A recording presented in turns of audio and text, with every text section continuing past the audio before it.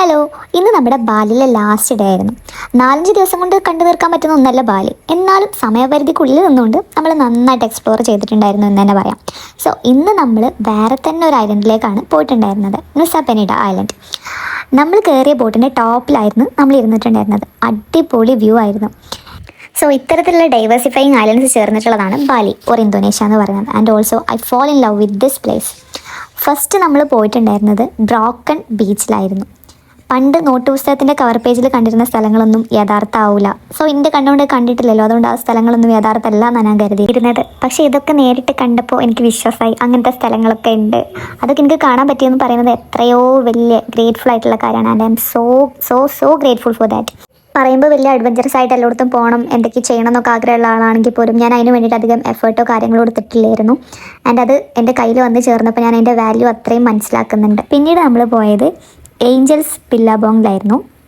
And അത് കഴിഞ്ഞിട്ട് നമ്മൾ അവിടെ ഉണ്ടായിരുന്ന കുറേ സംഭവങ്ങൾ എക്സ്പ്ലോർ ചെയ്തിട്ടുണ്ടായിരുന്നു. പക്ഷേ ടൂറിസ്റ്റുകൾ വരുന്ന സ്ഥലങ്ങളായതുകൊണ്ടാണെന്ന് തോന്നുന്നു എല്ലാത്തിനും നമ്മൾ എക്സ്പെക്റ്റ് ചെയ്യുന്നതിൻ്റെയും ടോപ്പിലായിരുന്നു, അല്ലെങ്കിൽ പറയുന്നതിനെക്കാട്ടും കൂടുതലായിരുന്നു എല്ലാ കാര്യത്തിൻ്റെയും ഒരു പ്രൈസ് എന്ന് പറയുന്നത്.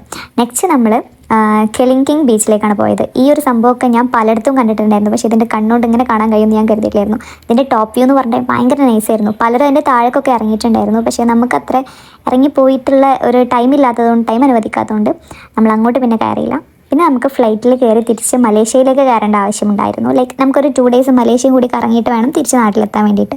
സോ നമ്മൾ അവിടുന്ന് എയർപോർട്ടിൽ നിന്ന് കയറിയിട്ട് ഫസ്റ്റ് ഉണ്ടായിരുന്നത്, സോ എല്ലാം ഐലൻഡാണല്ലോ, ഐലൻഡിലെ മേൽക്കൂടിയുള്ള വ്യൂ എന്നൊക്കെ പറഞ്ഞിട്ടുണ്ടെങ്കിൽ എൻ്റെ ലൈഫിൽ എനിക്ക് ഇങ്ങനെ എക്സ്പീരിയൻസ് ചെയ്യാൻ കഴിയുമെന്ന് ഞാൻ ഒരിക്കലും കരുതിയിട്ടുണ്ടായിരുന്നില്ല. അടിപൊളിയായിരുന്നു. ആൻഡ് ഓൾസോ ഞാനൊരു നെഫോഫീലിയാണ്. എനിക്ക് മേഘങ്ങൾ എന്ന് പറഞ്ഞിട്ടുണ്ടെങ്കിൽ ഭയങ്കര ഇഷ്ടമാണ്. സോ ഈ പഞ്ഞിക്കെട്ട് പോലുള്ള മേഘങ്ങളൊക്കെ ഇത്ര അടുത്ത് കാണാൻ കഴിയുമെന്ന് ഞാൻ ഒരിക്കലും കരുതിയിരുന്നില്ല. And mister Yaseen, thank you so much.